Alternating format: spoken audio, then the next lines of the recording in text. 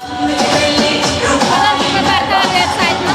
agdalar we mehriban tamaşaçylary, bugün ýurdumyzda ýerleşen Gyzkoýlar sport toplamyna Türkiýe döwletiniň hakly wady köşenin konserti geçirilipdir.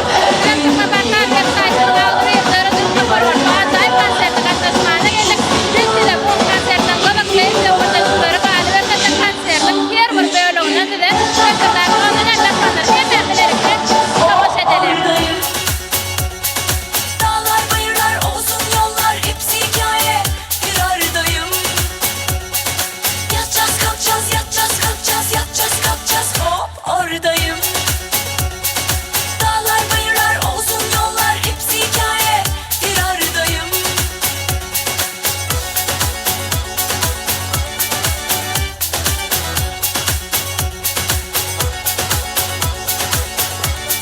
Halim hissetmem bile normal. Çünkü dışarıda senin gibiler için özel idman yapıyorlar. Deli huyundan ya da suyundan mıdır anlamadım bu işi. Ne bu hırçınlık ne bu kalbin can çekişi. Beklesin diyordur ne acelesi var. Bir yere kaçmıyor, gözümden de kaçmıyor. Ya beni gelip alırsın buradan, ya da bir ses duyarsın oradan. Öldürürüm kendimi. Dan dan dan dan dan dan. Ref yok valla billah, bana sen lazım illa. Güzellikle veya zorla zorla. İkinci kez geliyorum Türkmenistan'a konser vermek için.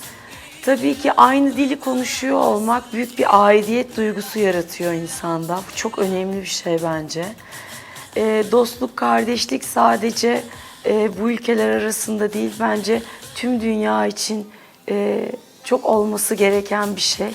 Aynı zamanda bu röportajı verirken bu hayalimizi de aynı zamanda dile getirmiş olalım bence.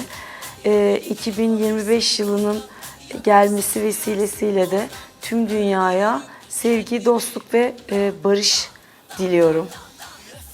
Bunu belirtmeden geçemeyeceğim. Çünkü galiba hepimizin arkadaşlar, dostluklar, iş ilişkileri veya ülkeler arasındaki ilişkilerde de en ihtiyacı olan şey güven ve dostluk bence. Bunu yakalayabilmek çok güzel. Tabii ki Türkmenistan olarak baktığımızda da dediğim gibi ait hissedebilme duygusu çok önemli bir şey. Bunda dil çok önemli tabii ki. Siz bana soruyorsunuz, ben anlıyorum ve Türkçe cevap verebiliyorum. Bu çok önemli bir şey. Çok iyi hissettiriyor öncelikle. Türkmenistan halkının Arkadağ kahraman serdarınızın yeni yılını kutluyorum. Dileklerimi tekrar etmek istiyorum. Sevgi, dostluk, barış, sağlık, huzur dolu bir yıl olsun. Ve ikinci gelişimde dikkatimi çeken şey, burada her şey bembeyaz. Bütün binalar, işte arabalar, gördüğün her şey çok beyaz ve aydınlık. Hem bu ülkenin çocukları, kızları, gençleri ve tüm vatandaşlarının hem yeni yılında hem hayatı boyunca her şeyin aydınlık olmasını ve bütün dünya için aydınlık ve uğur, huzur getirmesini diliyorum. Temennimi tekrar.